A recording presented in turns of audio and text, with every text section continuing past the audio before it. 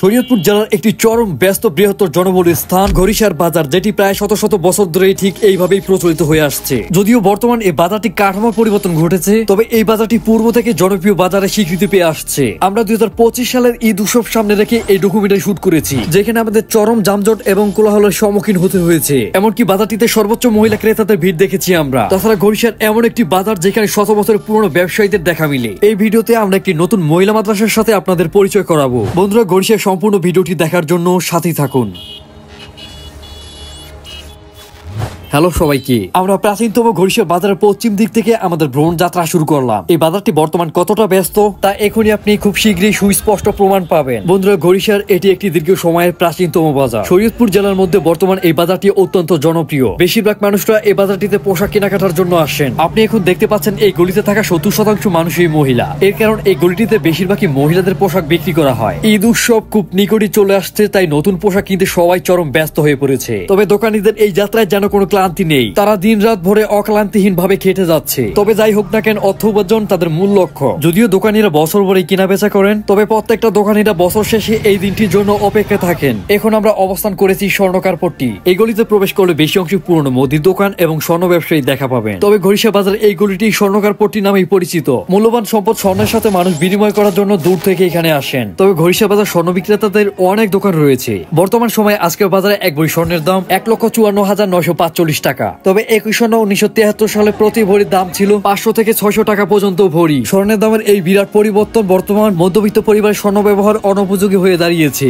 আমরা এখন যাত্রা শুরু করেছি বাজারে থাকা একমাত্র মৎস্য কেন্দ্রের দিকে। ঘড়িসার বাজার থেকে বৃহত্তর পদ্মা নদী খুব একটা বেশি দূরে নয়, তাই এই বাজারটিতে পদ্মা নদীর সুস্বাদু ইলিশ পাওয়া খুব সাধারণ ব্যাপার। বন্ধুরা, ঘড়িসার বাজার হচ্ছে একটি গ্রামীণ বাজার, যেখানে মানুষের নিত্য প্রয়োজনীয় সকল পণ্যই বিক্রি করা হয়। এই বাজারটিতে টাটকা শাকসবজির মতো পণ্য পাওয়া খুব একটি কঠিন ব্যাপার নয়। আপনি এখন দেখতে পাচ্ছেন একটি শুটকি মাছের দোকান। এই মাছগুলোর উপরে সর্বদাই মাছি উড়ে বেড়াচ্ছে। তবে যাই হোক না কেন, এই নিম্নশ্রেণী খাবারে বেশ উপকার রয়েছে। গর্ভবতী এবং ক্ষীণকায় ব্যক্তির জন্য শুটকি মাছ বেশ উপকারী। এই খাবারে সঠিক মাত্রা সোডিয়াম থাকায় উচ্চ রক্তচাপ নিয়ন্ত্রণে সাহায্য করে। শুটকি মাছ সাধারণত শহরে বসবাসকারী মানুষের একটি জনপ্রিয় খাবার। এখানে মাছ বিক্রি কেন্দ্রটি নতুন রূপে তৈরি করার জন্য স্থান পরিবর্তন করেছে। আপনি দেখতে পাচ্ছেন ঘড়িসা বাজার ভবিষ্যতে নতুন মৎস্য কেন্দ্রের রূপ দৃশ্যমান করে রাখা হয়েছে। ঘড়িসা বাজারে টাটকা শাকসবজি পাওয়া কোনো বিলাসবহুল ব্যাপার নয়। সবজি পট্টিতে আমরা অনেক শাকসবজি দেখা পেলাম। আমরা এখন মৎস্য কেন্দ্রের নিকটেই রয়েছি। আমরা সেখানে প্রবেশ করা মাত্রই পদ্মা নদীর সেই সুস্বাদু ইলিশের দেখা মিলল। আপনি দেখতে পাচ্ছেন দোকানের মালিকেরা অবিরতভাবে মাছি তাড়াচ্ছে, কারণ মৃত মাছগুলোর উপরে মাছি ডিম পাড়ার চেষ্টা করে যাচ্ছে। মাছি তাড়ানো এই ব্যাপারটি একটি অস্থায়ী সমাধান। আপনি ঘড়িসা বাজারে যখনই আসেন না কেন, নদীর মাছের দেখা আপনার মিলবেই। তারা সবাই ক্রেতাদের জন্য মাছ নিয়ে অবিরতভাবে অপেক্ষায় বসে আছে।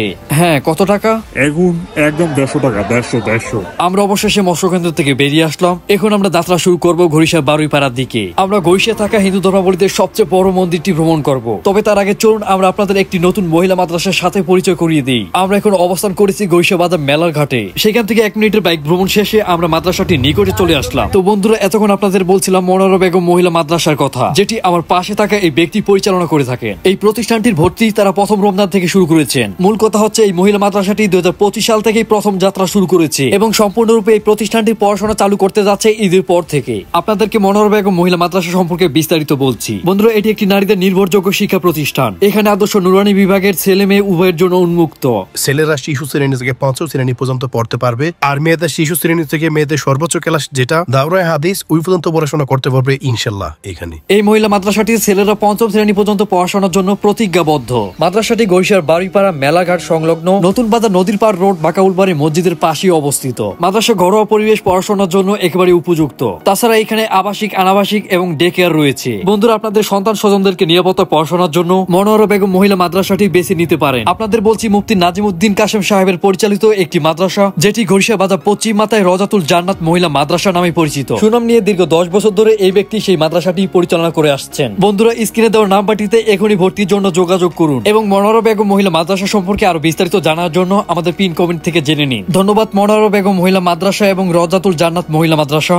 অবশেষে আমরা মাদ্রাসাটি ভ্রমণ শেষ করে বেরিয়ে আসলাম। আমরা ঘড়িসার বারুইপাড়া পালপাড়া আরোহণ শেষ করলে আবার বাজারে ফিরে যাব। এখন আপনি দেখতে পাচ্ছেন ঘড়িসার ডিজিটাল হাসপাতাল। এটি ঘড়িসার মেলাঘাটের নিকটেই অবস্থিত। আমরা অবশেষে অবস্থান করলাম ঘড়িসার পালপাড়ায়। ইতিহাসে উল্লেখ রয়েছে মৃৎশিল্প মানুষের প্রাচীনতম আবিষ্কারের একটি। নবপ্রস্তর যুগের চেক প্রজাতন্ত্রের গ্রাবেতিয়ান সভ্যতার ডলনে ভোসনিসের খ্রিস্টপূর্ব 29,000 এবং 25,000 অব্দের ভেনাসের প্রস্তর মূর্তি আবিষ্কৃত হয়েছে এবং তাছাড়া চীনের জিয়াংজিতে মাটির পাত্র আবিষ্কৃত হয়েছে, যা প্রায় খ্রিস্টপূর্ব 18,000 অব্দের। বন্ধুরা এখন আপনি ঘড়িশা পালপাড়া আসলে এই প্রাচীনতম মৃৎশিল্পের প্রচলন খুব সুস্পষ্ট ভাবে দেখতে পাবেন। হাজার হাজার বছর পূর্বের ইতিহাসে প্রচলিত সংস্কৃতি এখন এই শহরে প্রচলিত রয়েছে। মৃৎশিল্পের প্রধান যন্ত্র হিসাবে এই চাকাটি ব্যবহার করা হয়। চলুন বন্ধুরা পাশে থাকা এলাকা হিন্দু সম্প্রদায়ের সবচেয়ে বড় মন্দিরটি ভ্রমণ করি। আমরা সেখান থেকে বেরিয়ে এখন মন্দিরটির ভিতরে প্রবেশ করতে যাচ্ছি। ঘড়িশা এলাকা হিন্দু সম্প্রদায় বিরাট ধর্ম সংস্থা এই মন্দিরটি, যেটি ঘড়িশার বাজারে একেবারে নিকটবর্তী বারুইপাড়ায় অবস্থিত। মন্দিরটি প্রথমবারের মতো 2007 সালে স্থাপিত করা হয়েছে। এই মন্দিরটি প্রতিষ্ঠাতা শ্রী শ্রী নীলকৃষ্ণ পাল। বন্ধুরা মন্দিরটি আরোহণ শেষ করে এখন আমরা ঘড়িশা বাজারে আবার ফিরে যাচ্ছি। আমরা বাজারটিতে প্রবেশ পাতে চরম ট্রাফিক জ্যামের সম্মুখীন হলাম। এই ট্রাকটির কারণে রাস্তাটিতে বিরাট জ্যাম লেগে আছে।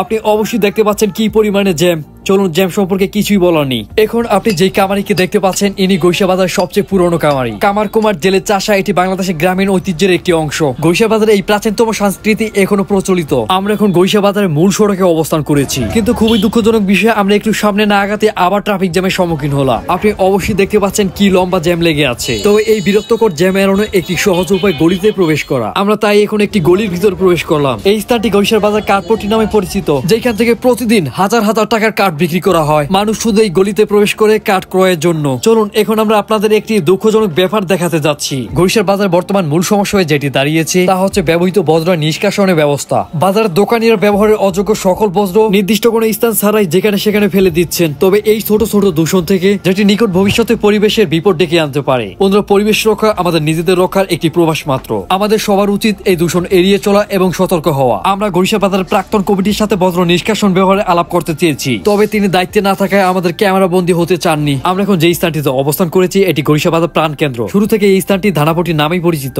আপনি কত বছর ধরে এই বাজারে ব্যবসা করে যাচ্ছেন?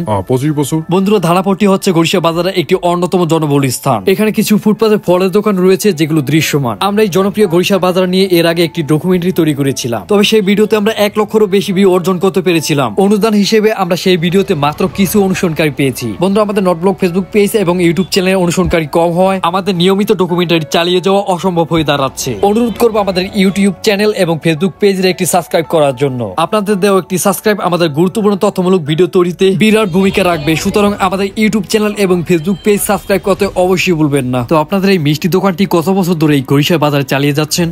আমি 70 বছর ধরে। তার আগে আমার বাবা এখানে দোকানদারি করতেন। এই মিষ্টি দোকানটি কতটা পুরনো তা অবশ্যই আপনি শুনতে পেয়েছেন। এই পুরনো দোকানগুলো থেকেই বোঝা সম্ভব ঘড়িশা বাজার কতটা পুরনো। ছেলেটি মহিলা ক্রেতার কাছে কিছু একটা বিক্রি করলো। জ্যামের কারণ হওয়া সেই ট্রাকটি এখন পর্যন্ত বাজার থেকে বেরিয়ে যেতে পারেনি। আমরা এখন অবস্থান করেছি বাজার কেন্দ্রীয় মন্দিরের নিকটে। এখানে প্রতি বছর একটি দুর্গাপুজো করা হয়। আপনি দেখতে পাচ্ছেন কুকুরটি অতিরিক্ত গরমের কারণে জলে নেমে বসে আছে। আমরা যাত্রা শুরু করেছি ঘড়িশা বাজার গরুহাটের দিকে। সাধারণত ঘড়িশা বাজার সোমবার এবং শুক্রবার নির্দিষ্ট সময় 2 দিন হাট বসে থাকে। সেই দিনগুলিতে বাজারে অন্য দিনের তুলনায় সবচেয়ে বেশি ভিড় দেখা যায়। কবুতর, হাঁস মুরগির মতো পশু পাখি সেই দিন বিক্রি হয়ে থাকে। বন্ধুরা সবশেষে বর্তমান ঘড়িশা বাজার একটি চরম ব্যস্ত জনবহুল স্থান। সবকিছু ঘড়িশা এলাকায় থাকলেও নিকটে কোনো শিক্ষা কেন্দ্র নেই। বর্তমান ঘড়িশা বাজার সবচেয়ে বেশি যা আছে তা হচ্ছে হাসপাতাল। এই বাজারে থাকা হাসপাতালের সংখ্যা তুলনামূলকভাবে কোন এক উপজেলার থেকে বেশি। বর্তমান এই ঘড়িশা বাজারে অনেকগুলো প্রাইভেট হাসপাতাল রয়েছে, তবে স্বাস্থ্য কেন্দ্রের এই ব্যবসা এই এলাকায় বেশ জমজমাট। আমরা এখন সর্বশেষ বাজারের কেন্দ্রীয় মসজিদ ভ্রমণ করব। বন্ধুরা এটি ঘড়িশা বাজারের কেন্দ্রীয় মসজিদ। যদিও এই মসজিদের কাজ দীর্ঘদিন পূর্বে শুরু করেছে, তবে এটি কাজ এখনো অসম্পূর্ণ। তবে এই মসজিদের কাজ অসম্পূর্ণ থাকায় মসজিদ কমিটিকে স্থানীয়রা দায়ী বলে দাবি করেন। বন্ধুরা আশা করি এই ভিডিওটি স্থানীয়দের কাছে ভালো লাগবে। ভিডিওটি ভালো লাগলে অবশ্যই আপনি শেয়ার করতে ভুলবেন না। এখানে দেখুন বজ্রের পরিমাপ ব্রিজের উচ্চতা অতিক্রম করেছে। এই চরম দূষণের বিরুদ্ধে বাজারে দায়িত্বকাররা সর্বদাই নীরব রয়ে গিয়েছে। বন্ধুরা আজকের এই ভিডিওটি এখানে শেষ করব। ভিডিওটি সম্পূর্ণ দেখার জন্য আপনাকে ধন্যবাদ। আমাদের পরবর্তী ভিডিও দেখার জন্য নট ব্লগ ফেসবুক পেজ এবং নট ব্লগ ইউটিউব চ্যানেলটি সাবস্ক্রাইব করুন। দেখা হবে নতুন কোনো ভিডিওতে। এতক্ষণ সাথেই ছিলাম নট ব্লগ টিম।